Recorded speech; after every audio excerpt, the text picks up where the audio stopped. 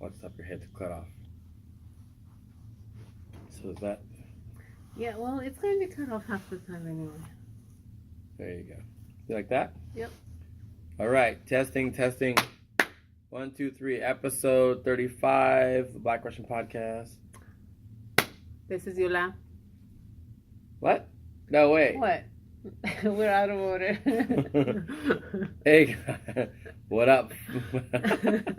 Our video podcasting is different for us. All right.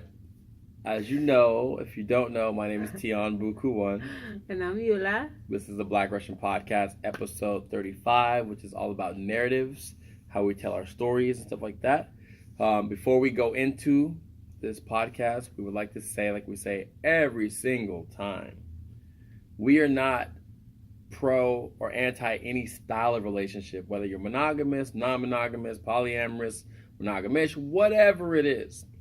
We are not pro or anti any of those. We are definitely anti-mandated any style, but no style of relationship, no template is more or less divine. It's about the quality of work that's put in between the two people and within themselves. So we're just about advocating finding love styles that work for you and helping you through our stories and other people's stories find your own style. That's what we are. We are love revolutionaries. That's our new thing. We're love revolutionaries. We don't care what style. Make sure it's yours and make sure it's accommodating for you to grow and change and expand, because if one template will not fit for you for life. We change all the time. And so that's what we're about. Honest dialogue. We're not advocating you to be monogamous. We're not advocating you to be non-monogamous because we are. Just be true and honest to yourself and understand that you can do this however you want to do it. So, now that we got that clear, you clear? Pretty clear. All right, cool. What we're going to try to do is make sure Eula talks that way so she projects her voice, because she hasn't done a lot of rapping. So I'm not to turn my head. Right, you can look that way like you're rapping to the crowd right here. And so we are going to recap episode 34, which was feelings. So I thought that it's really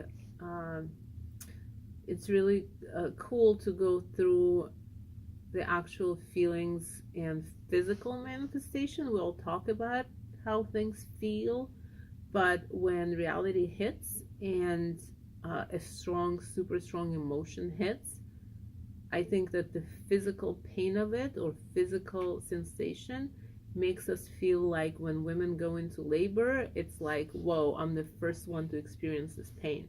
Right.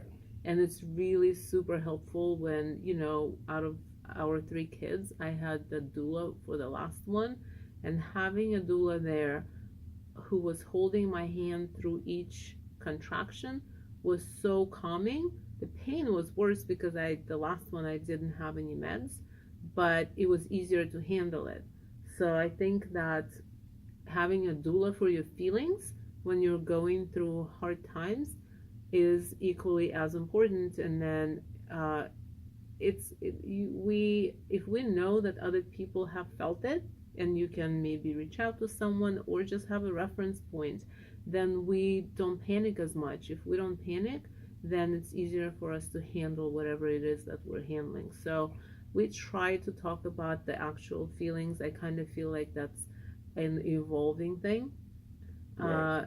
It would be really cool to have input on that, which requires me pushing out some questionnaires and surveys and following up, which I haven't done in a while, but I will. Right, and hoping that you guys listen and respond honestly. Like, how does it really feel when you experience jealousy? Yeah, when that first thing hits, like when you find out that someone maybe, cheated on you, or you said okay, but for your husband to go out with somebody else, and now he's actually going out. How does that feel? We all experience strong emotions in some sort of a physical form. Right, and a lot of times you theorize about how you think it's going to feel because when you're not emotionally triggered, you can be very rational and logical, and a lot of things will make sense. But just because it makes sense doesn't mean that you're not going to feel some kind of way. Yeah. And a lot of us experience that. Like, technically we know that makes sense, and we're supporting each other to, be empowered to live and meet and connect with who we're supposed to, because that's what we're here to do. But then, when it's time and she goes out, I may feel some kind of way, or if I go out, she may feel some kind of way. Doesn't make what's going on bad. Doesn't mean we should back off and back away from difficult experiences, because growth is difficult. Growth can be painful. But we try to articulate how it really feels and normalize that, so that way, if and when you feel any discomfort from growth or change, you understand that you're not the only one who's felt that way, and it's not weird, or it's not like a pain that you should run from and just go back, if you feel that's right for you. I think that's, a lot of the times when we're in a relationship and our partner reacts in a way that we didn't expect them to react. Right. Even though we have talked through everything and they logically understand, and then they react to, like, you can feel that they're not in control of the reaction. I can guarantee you that it's because the physical pain or sensation of whatever is hitting is not anything that they expected it to be. Right. And then it's like, holy shit, this is so much worse than I thought it was going to be, that I have to do something to stop it right now. Right. And that's lashing out, projecting, yeah, imposing guilt, passive aggressive energy. Yep. All these things that once you calm down and get back to earth, you realize that what you were feeling had very little to do with what was going on. It was just you were reacting to the sensation you had expected, anticipated, or prepared for. Yeah.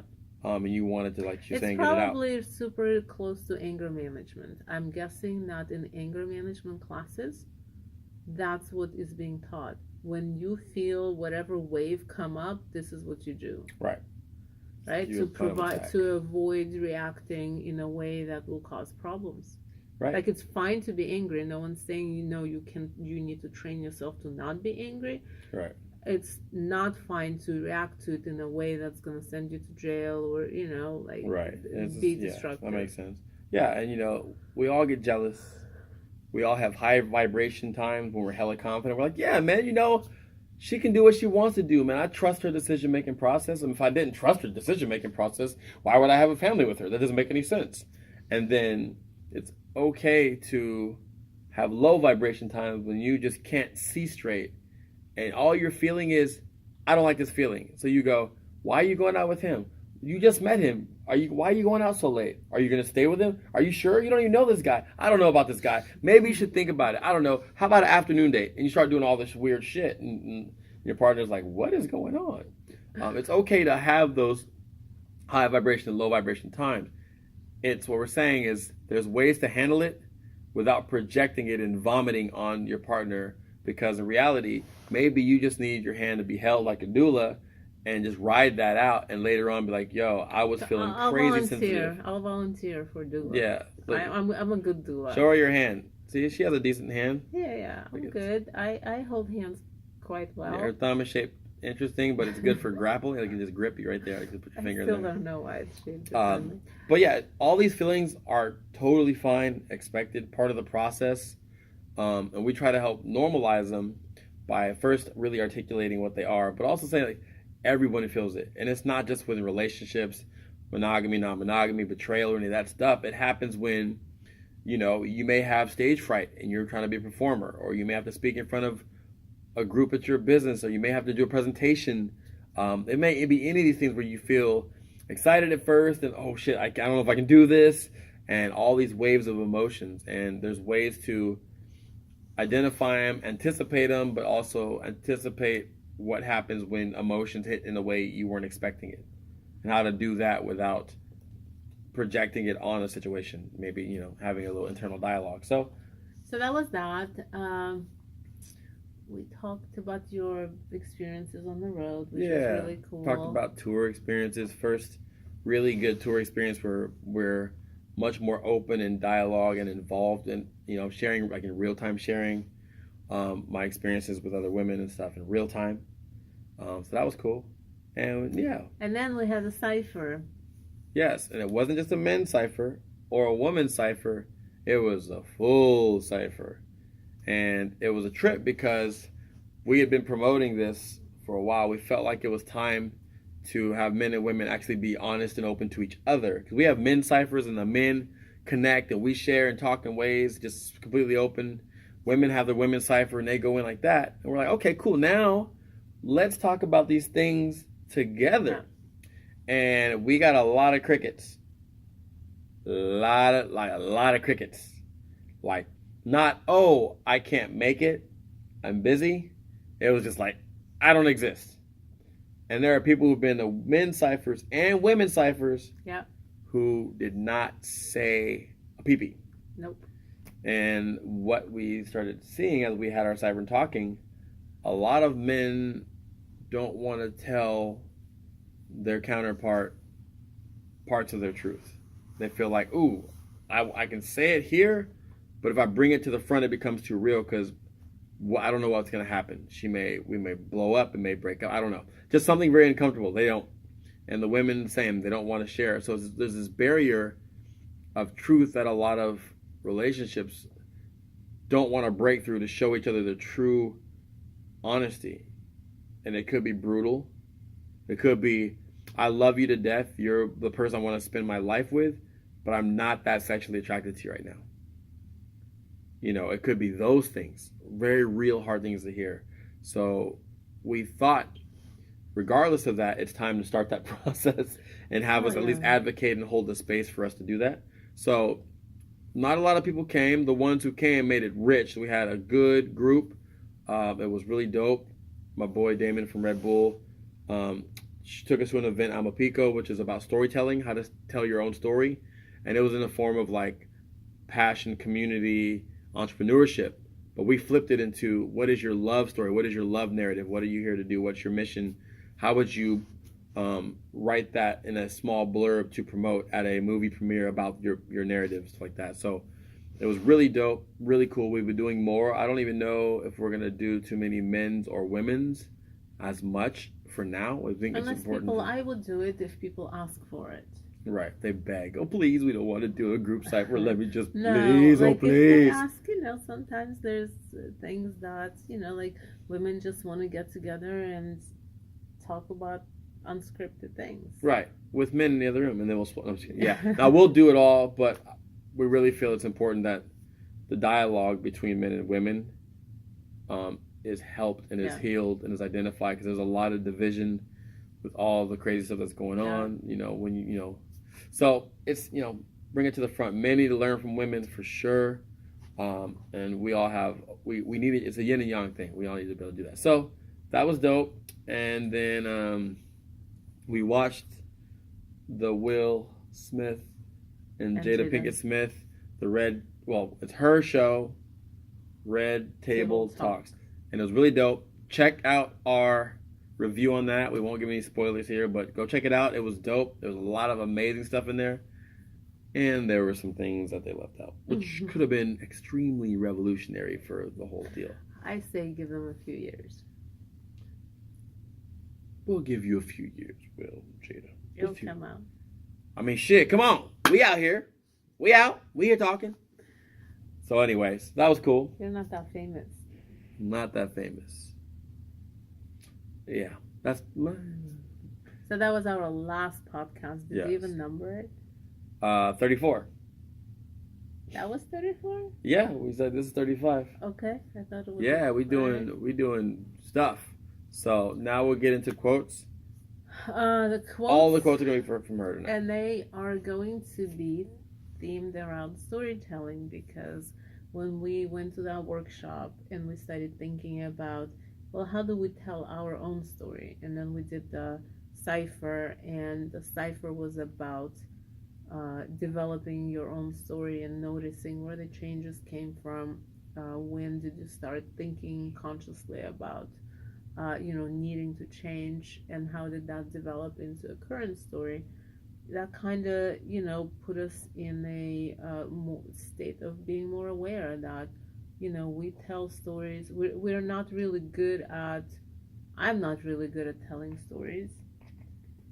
I am good at talking on the topic, but that's one of the things I think that you're trying to get me to learn more is how to tell a story that describes how I feel Right. and what I experience versus facts.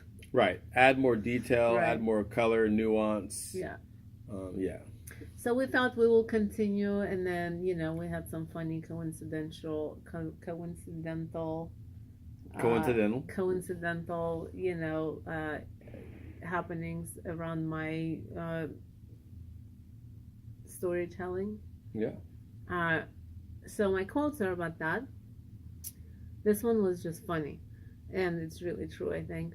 Sometimes I feel like relationships consist of telling your same life stories to different people until someone finally appreciates them. Right? Right. I mean, it's fun to tell your story. It's part of the attraction, right, of meeting new people. Right. Tell them your plight and see if they agree and are down with your plight. Yeah. And if they're, and that's how you kind of get closer to your match, right? They see me. Like, we love to be seen. Yeah. We love to be heard. Yeah. So when someone sees you, like, I see you. Yeah. You're like, you see me? And then it's like, right. Yeah. So, next one, we have each of us a life story and inner narrative whose continuity, whose sense is our lives. It might be said that each of us constructs and lives a narrative, and that this narrative is us, our identities. So it's not necessarily the facts that happen, right, but how we live them and how we interpret them and then how we tell them. Right. And how we remember them, based upon, how we want to remember them, or how, the trauma has narrated how we see things. All the different perceptual filters that we attain through life, through pain, through struggle, through just repetitive telling stories. I think that part of getting older, is cool. Forgetting? Well, no. Getting older. Is looking back and realizing that what we had as our life story from the childhood is probably factually incorrect. Right. Or maybe main facts are correct, but the reasons for them, like the events, the feelings, what the adults contributed to it, is completely wrong. Yeah. Like, you start learning about your parents and their plight and their story, and you're like, wow, I had no idea. Like, my perception of what they were going through when I was a happy kid was completely different. That's just mine. Other people have their own stories, but I think it's pretty cool how we can. I think that we can change that narrative if we want to. Right. And sometimes it's useful. Some other times it's not. Right. And finally, the best one, and I think that's the one that we are going to base our storytelling on, is your life story the truth? Yes, the chronological events are true. Is it the whole truth? No, you see and judge it through your conditional eyes and mind, not of all involved. I'm old, I need glasses. Not of all involved, nor do you see the entire overview. Is it nothing but the truth? No, you select, share, delete, distort, subtract, assume, and add what you want, need, and choose to. Right. And that's how most of us tell our stories. And I think that's the perfect segue into why are we even doing this episode. Right. So, what was the tell? So, we're in a hot tub. Went to hot tubs, right? Yeah, we're just chilling, relaxing, super relaxing. And I don't remember what spawned. Do you remember what spawned the conversation? Well, so I've been on this, happy, when I realize something, and it could be something that Dion has been telling me for years, but when it finally hits me and it becomes mine, I get all super excited about it. Right. The epiphany light bulb goes off. Yeah, it's Bang. like, oh, look what I discovered. Right, go And ahead. he's all laughing at me, but I will go for days repeating the same thing, Right. like, oh my God, Tion, it feels so good to be able to just tell you how I really feel. And he's like, oh, that's awesome. I've been encouraging you to tell me how you really feel for the last 15 I'm like, years.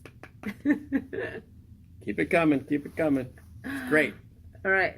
So, I was on one of those trips, and we went down the memory lane of how difficult things were when we weren't telling each other like the full Right. entire truth. The premise, the don't ask, don't tell Right. of our relationship.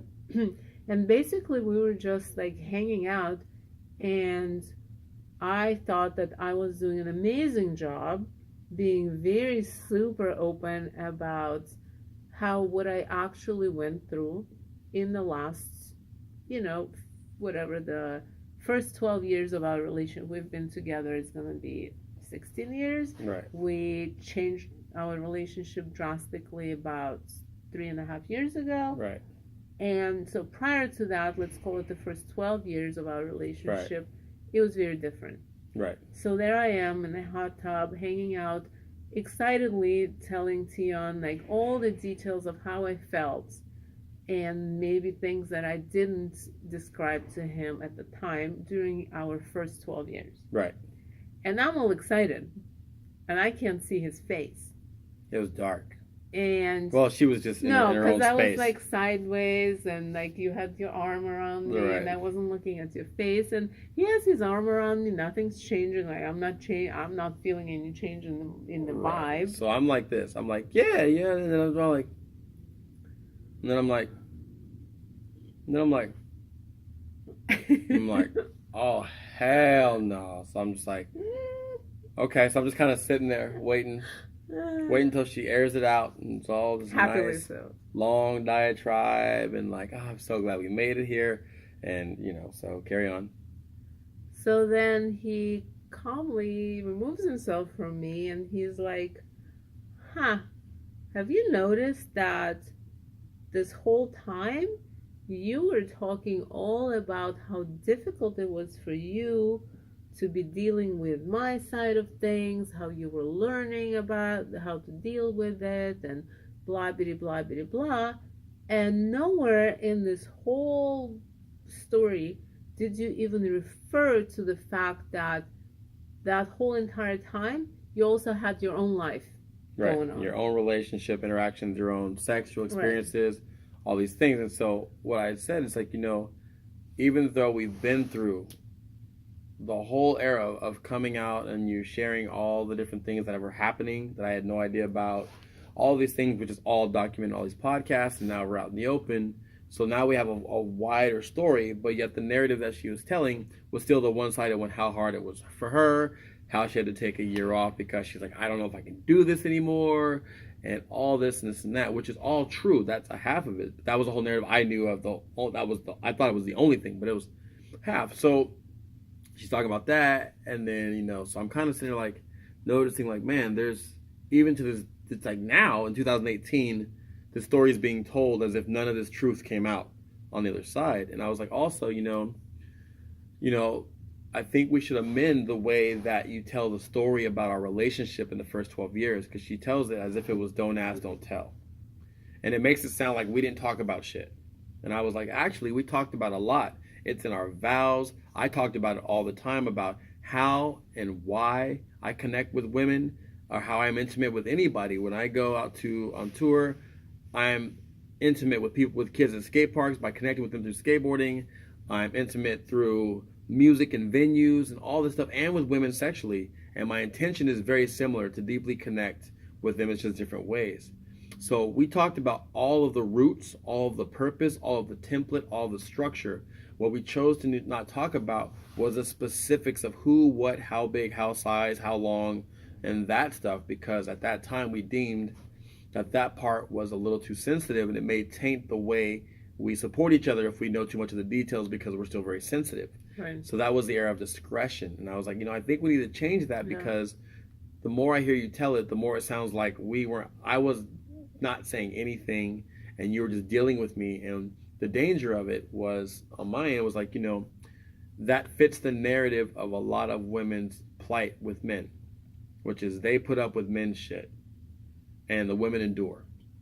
And the men don't do much of the work at all. And that's the patriarchy thing, which is very true. I'm not saying it's not true. And it's all of that. So when you tell the story, whether you're trying to or not, in the first few minutes, the women that are hearing you stop. After 3 minutes, they've already convinced themselves, yep, I know what that is. And then Tion's the villain, Eula's the hero who endured for her man, and so on and so forth. Yeah, it's really hard. I think that, I don't have a good, I don't have a lot of practice telling stories. And then when you only practice telling the easiest part of your story, then by the time that you're ready to speak openly, that's what comes out.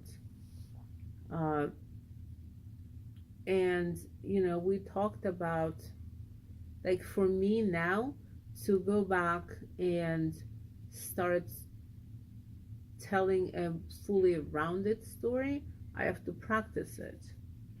We do what we're used to doing. We say what we're used to saying. So it took me a minute when Tion called me out. I sat there for a minute and I was like,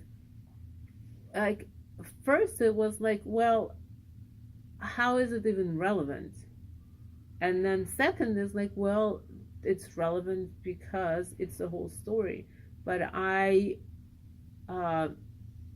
separated my stories so much that even when going super deep and super honest, there's still a division between them.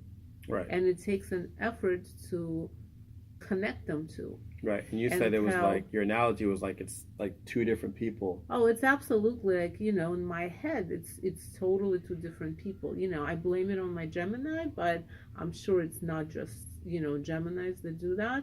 To me, it really was like, yeah, well, this is my whole entire story, and this is a whole entire story, but they're completely separate. There is no connection between them, just me, like, being the mom of both Geminis. That's how I connect them. Right. And it's a trip, like, it's a total trip to realize that is what I do, and that's what I have done so many times when I have told my story. So, there's a lot of, I think, internal reconciliation that I've been doing, realizing how much I have tried to control my narrative, my relationships with different people, and that's all based on what's comfortable for me. So when when time comes to, like, reconcile it all, I look back and I go, wow, I owe a lot of people a lot of apologies for not giving them a chance to hear the full story, and for leading them down the path to make a decision based on what I'm saying that is not a complete story.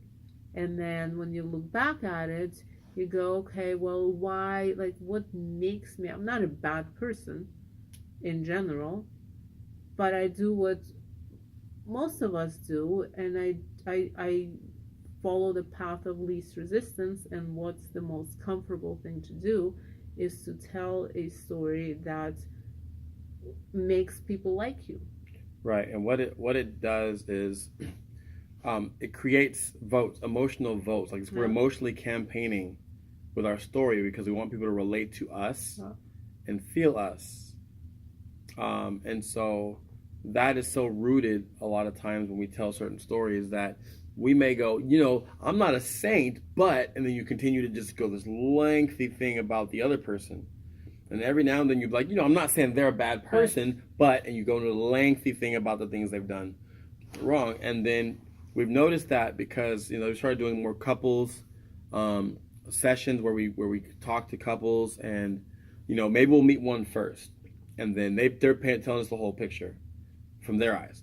And we're like, wow, man, he or she sounds tough. Like, that seems, wow, okay, wow, wow, damn, I see what you're dealing with, wow. And then we talk to the other person, and we're like, oh, shit. Like, whoa. I didn't hear that part. I mean, I didn't hear that part. By now, we go, okay, we heard one side. Right. That's crazy. And let's see what the other side says. And we find out that, like, I wouldn't say either of them are lying, but the story is heavily weighted to where the person who's telling the story is somewhat either the hero or like the helpless victim. Yeah. And the other person is the villain or the antagonist. But then when you go talk to that person, they're like one of the hero, the hero or the victim, and the other person's the antagonist. And what we try to do is like help them hear these stories so they can see the gap between the two stories. Not like they're lying or trying to be deceitful, but it's literally how we frame our narrative that makes us feel good. Because if we paint it in a picture where maybe we don't come off as good, then we're afraid we may lose votes. We may lose favor. They won't see us. They'll distance themselves from us. And it may not even be conscious. I think a lot of times we just kind of do, we naturally want to paint a story that makes us, get more love, however we do that. Well, and it's more fun to tell a story that is, comfortable. Right. It's really uncomfortable to keep telling the same story that is not comfortable. Right. And when I think about, like, why was it so crazy one-sided, the way that I told the story even now? Right. And it's literally because I had not taken time to include that side into my rounded story. Right. Like, that still, it came out, it got cleaned out. I've worked really super hard to learn to not repeat it. But that still remained like, it was like that box that we hopefully don't have to look into anymore. Right. And it's, like, it leaves a whole big piece out. It changes how you're seen, it changes how I'm seen, and it separates us. Right. Like, what it does, it really super separates us. And I don't think that in trying to build what we're building, there's a lot of room for separation. Right. And, one thing that I try to be very mindful of is when I tell the story, about, me discovering that she was having this close, connected, and sexual relationship with someone who I deemed a big brother mentor for off and on for over 10 years. When I tell the story, in my intention, I want to tell the story so they feel it and they felt what I felt. But then right after that, I give them backstory and context as to why she did these things and how the elements of her upbringing play the role so that they can see both sides, because I'm telling our story and my intention is for them to see that there's no heroes and villains in all of this. The same way, like if you're in the Marvel or any comic books, a lot of times when they do the origin story of the villain, the early stuff, you're feeling for them and you actually sympathize as to why they did that. You may not agree with them becoming a villain and wanting to take over, destroy the universe or whatever it is, but you understand because you can see the steps that put them in a situation to start acting this way. And so a lot of times what we do if we're not careful is we're so hurt or we're so triggered that we lose the long-term sight. And what we start doing is painting our partner, our husband, our wife as the illest villain there ever was. and we just make them, we paint them to just be straight up poop. And so our friends are like, yeah, fuck that. Yeah, I feel you. Oh my, oh yeah, yo. And then you're creating this campaign and you're putting fire in your friends. So now your friends don't like this person because they hurt you. Because at that time, all you want to do is you want to be felt, and you want them to feel, fuck them, and we love you. Well, hold on. And then what happens is, so you shit all over your partner. So your friends don't like that person at all. And you rarely say your part in this. And then what happens later on, you guys get back together, you amend your fight.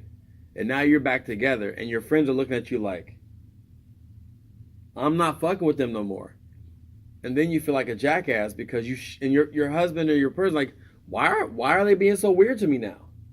And you can't say, oh, when we got in a fight, I made you look like you were the second coming of hell, of Satan. And now I'm back with you, and they can't believe that I'm with Satan. So, gotta be very, very careful with that. So then do you start the story with, this is my partner, this is, I absolutely love her or him, whatever. This is their backstory. So you create the backstory first, and then you tell what happened as a that's part of the narrative. But you've already created an understanding of A, how you feel about them now, and B, what their backstory is. Are you asking that? Yeah. No. Marvel comic movies never start that way. I don't know. No, I mean, the way I get into it is context, right? Like, some people go, oh, it's so easy for you guys. Oh, it's so easy for you guys. Oh, it's just so easy for you guys. I'm like, it's not easy for us. Like, you act like it's easy for us the same way people go, oh, it's easy for Steph Curry to just be Steph Curry, and you don't realize how much work that goes into that. Someone told me today, I want your life. Right. And you're like, the other side of this stuff. I don't know that you can handle my life. So, so when it comes up that way, I tell them, well, let me give you a little taste of what it takes. We look all great, and we have the podcast, and we air all this shit out. But this is very personal stuff that most people are like, I would never talk about this shit. And we've just made it to where it's our new norm. And so to show the level of depth we went through to get to this point, is I go, really? Well, have you ever been through this situation? And they're like, how? What? Like, how does that even, I don't even understand. And so I tell them the story. And then they're like, I didn't even think that. You guys just seem so happy. And, like, well, we are.